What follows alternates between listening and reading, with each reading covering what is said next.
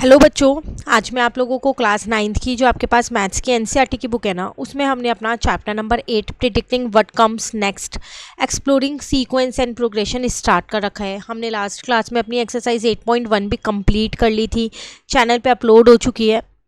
आज हम क्या टॉपिक करने वाले हैं? आज हम अरिथमेटिक प्रोग्रेशन स्टार्ट करने वाले हैं, जिसको हम शॉर्ट में बोलते हैं एपी। 10th का कंसेप्ट है ये एपी, जो आपको इस साल 9th में ही मिल गया करने के लिए, और बहुत ही अच्छी बात है, ताकि आपको अब सीख जाओगे तो 10th में आपके लिए बहुत आसानी रहेगी इस चैप्टर को करने के लिए। ठीक है, चलिए स्टार्ट करते हैं। आपसे कह रहे हैं यहाँ, so far we have learn that a sequence is an ordered list of numbers that may follow a particular rule.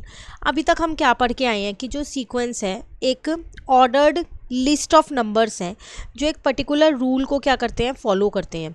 However there may be a sequence such as the sequence of prime number where there is no clear regularity in the rule. कह रहे हैं लेकिन कुछ sequence ऐसी होती है जिनमें हम रूल नहीं लगा पाते। जैसे प्राइम नंबर की सीक्वेंस में अगर आप प्राइम नंबर देखो तो 2, 3, 5, 7, 11, तो इसमें कोई एक पर्टिकुलर सीक्वेंस नहीं लग रही है ना। तो in this section we explore a special kind of sequence called arithmetic progression. तो इस 8.4 टॉपिक में हम एक अलग ही तरीके की सीक्वेंस के बारे में जानेंगे जिसको हम बोलते हैं arithmetic progression. Clear? Now let us look at the growing pattern of the square given in figure 8.3. The first 4 stages of the pattern are shown. कह रहा है कि जो ये ग्रोइंग पैटर्न, मतलब इसमें जो पैटर्न लग रहा है स्क्वायर्स में, एक बार आप इसे नोटिस करो। स्टेज 1 में आपने देखा होगा कि आपके पास एक ही स्क्वायर है। स्टेज 2 में आपके पास 5 हो गए, मतलब बीच वाला वो ऐसी है, उसके आपने साइड में और लगा दिए। देन स्टेज 3 में अगर आप देखो तो ये इतना तो ऐसी है, उसके साइडों में 4 और लगा दिए हैं, तो टोटल 9 हो गए। देन स्टेज 4 में अगर आप देखो तो इतना तो सेम है, बाकी साइडों में 4 और लगा दिया है, तो अब 13 हो गए हैं। तो इसमें एक पैटर्न आपको नोटिस हो रहा है, देख पा रहे हो कि क्या पैटर्न फॉलो हो रहा है। If we count the number of tiny squares at each stage, अगर आप इन स्क्वायर्स को काउंट करते हो तो हमें एक सीक्वेंस मिल गई 1, 5, 9, 13। अगर आगे स्टेज होंगी तो वो आगे चलता रहेगा। Can you predict the number of square in stage 5? अब क्या आप स्टेज 5 और स्टेज 6 के बता सकते हो कि उसमें कितने नंबर ऑफ स्क्वायर्स होंगे? Similarly in stage 10, 11 and 12, in stage 20, या किसी भी स्टेज का आपसे पूछे तो आप बता सकते हो। तो आप क्या कर रहे हो यहाँ पर, आपने इसमें 4 प्लस किया, फिर इसमें 4 प्लस किया, इसमें 4 प्लस किया, हर बार आप 4 को प्लस कर रहे हो, यही कर रहे हो। तो चलो यहाँ पर स्टेज 4 तक दे रखा है, आप स्टेज 5 बहुत इजीली निकाल सकते हो, इसमें 4 प्लस करके 17 आ जाएगा। फिर उसमें 4 प्लस करके स्टेज 6 भी निकाल सकते हो, आप इसमें 4 प्लस करके स्टेज 7 भी निकाल सकते हो। देन अगर स्टेज 8 की बात करूँ तो वो भी निकल जाएगा। तो ये हो गई आपके पास स्टेज 5, ये स्टेज 6, ये 7 और ये 8। अब अगर स्टेज 9 की मैं यहाँ पर बात करूँ तो 33 आ जाएगा। देन 4 प्लस करोगे 37 आ जाएगा, 4 प्लस करोगे 41 आ जाएगा, 4 प्लस करोगे 45 आ जाएगा। तो आप क्या कर रहे हो, हर बार 4 को प्लस कर रहे हो। तो जो छोटी स्टेज है वो तो हम निकाल पा रहे हैं 10, 11, 12 तक। अब 20 स्टेज तक इस पैटर्न को 20 तक एक्सटेंड करना पड़ेगा, 20 स्टेजेस तक, या कोई और स्टेज वो दे दे। तो क्या हर बार 4 4 प्लस करके आप निकाल रहे हो? ऐसे निकालते रहोगे। कोई एक रूल निकाल लेते हैं ताकि हम कोई सी भी स्टेज दे तो ईजिली उसका आंसर निकाल सकें।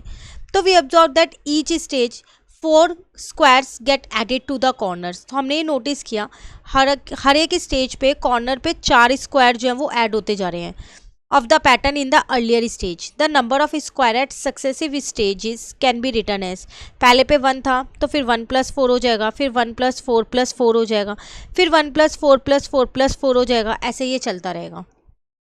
तो दिस में भी री रिटर्न एज, क्या आप इसे ऐसे लिख सकते हो 1 + 1 × 4, 1 + 2 × 4, क्योंकि अगर आप यहाँ देखो तो यहाँ एक ही बार 4 है, यहाँ देखो तो 2 बार 4 है, तो 1 + 2 × 4 हो जाएगा।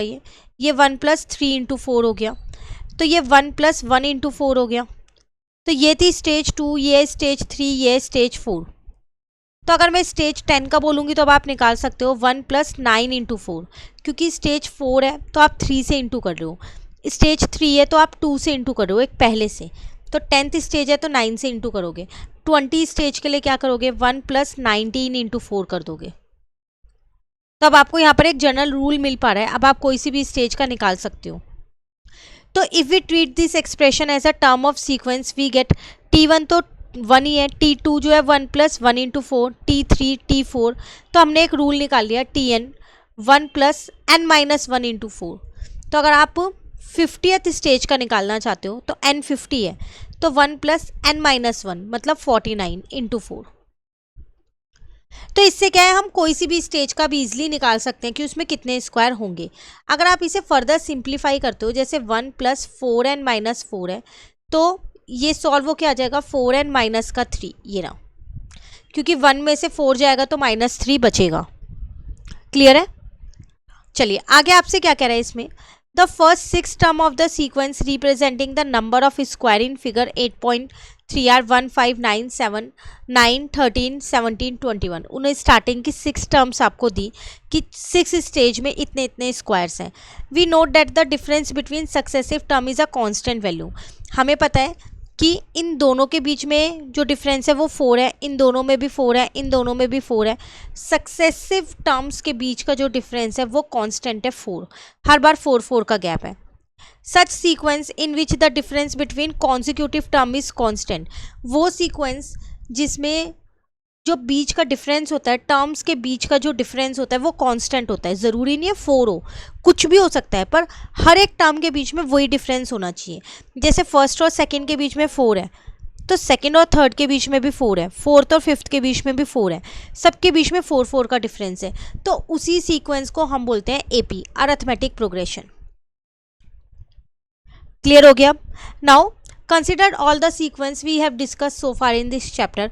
तो अभी हमने, अगर आपको याद हो तो हमने चैप्टर के स्टार्टिंग में भी कुछ सीक्वेंस की थी, तो उसमें आपको चेक करना है कि कौन कौन सी अरिथमेटिक प्रोग्रेशन वाली सीक्वेंस AP है, कौन सी नहीं है। तो जिनके बीच का जो डिफरेंस है वो सेम हो तो वो AP कहलाएंगी, नहीं तो वो AP नहीं कहलाएंगी। ठीक है? उसके बाद कह रहा है note that in the nth term, जो ये nth टर्म हमने लिखी थी अब ऊपर वाली सीक्वेंस में, 1 जो है ये 1, ये फर्स्ट टर्म है। ऑब्वियस सी बात है क्योंकि ये स्टेज 1 का ही तो है यहाँ पर। ठीक है ना? तो ये फर्स्ट टर्म है मेरे पास। एंड जो 4 है उसको हम बोलते हैं कॉमन डिफरेंस। 4 मतलब जो हर एक दो टर्म के बीच का डिफरेंस था 4, उसको बोलते हैं कॉमन डिफरेंस, जिसको हम D से डिनोट करते हैं AP के अंदर। सिमिलरली जो nth term of the sequence जो है वो ये है हमारे पास, जैसे 1, 4, 7, 10, हर एक में 3 का गैप है इसमें, तो ये भी एक AP है जिसमें फर्स्ट टर्म n है और जो D है वो कितना है, 3 है। D means common difference. Clear? Now अगर मैं इस सीक्वेंस की बात करूं तो इसमें जो नंबर है ना वो डिक्रीज हो रहे हैं, इंक्रीज नहीं हो रहे, क्योंकि 11 के बाद 7 हो गया, फिर 3 हो गया, डिक्रीज हो रहे हैं। यहाँ पर नंबर इंक्रीज हो रहे थे, 1, 4, 7, 10 बढ़ रहे थे, यहाँ पर घट रहे हैं, 4 से डिक्रीज हो रहे हैं। तो जो इनका कॉमन डिफरेंस होगा ना वो -4 होगा, मतलब जो यहाँ D की वैल्यू होगी वो -4 होगी। फर्स्ट टर्म इसमें वही रहेगी 11 जो फर्स्ट नंबर पे लिखी है, बस D जो है वो नेगेटिव हो जाएगा। क्लियर? उसके बाद आपसे क्या कह रहे हैं, in general an AP can be described as, AP को आप ऐसे लिख सकते हो, ये इसका जर्नल फॉर्मेट है AP का लिखने का। A का मतलब है फर्स्ट टर्म, A + D, इसी में जो ये डिफरेंस है इसे प्लस कर दो तो सेकेंड टर्म आ जाएगी। A + 2D, D को 2 से मल्टीप्लाई करके फर्स्ट टर्म में प्लस कर दो, थर्ड टर्म आ जाएगी। देन A + 3D, ऐसे चलता रहेगा। तो ये एक जर्नल फॉर्मेट है हमारे पास AP निकालने का या AP बनाने का, जिसमें A जो है वो फर्स्ट टर्म है और D जो है वो कॉमन डिफरेंस है। ठीक है? तो जनरली nth टर्म का फॉर्मूला ये हो गया, लास्ट टर्म का फॉर्मूला ये हो गया, A + n - 1 × D, जिसमें A और D मेरे फिक्स हैं, ना फर्स्ट टर्म मेरी चेंज हो सकती ना मेरा डिफरेंस चेंज हो सकता है, ये ध्यान रखना।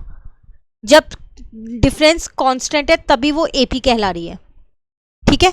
नाउ उसके बाद 8.4.1 एक और टॉपिक है इसके अंदर, विजुअलाइजिंग एन AP। चलो देखते हैं क्या है यहाँ। Let us return to the growing pattern of square in figure 8.3। वापसी वही स्क्वायर वाली फिगर पे आ गए हम 8.3 पे। Prepare a table that show the number of tiny square at each stage.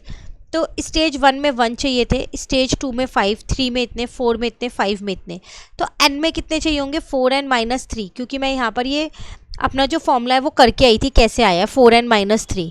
ठीक है?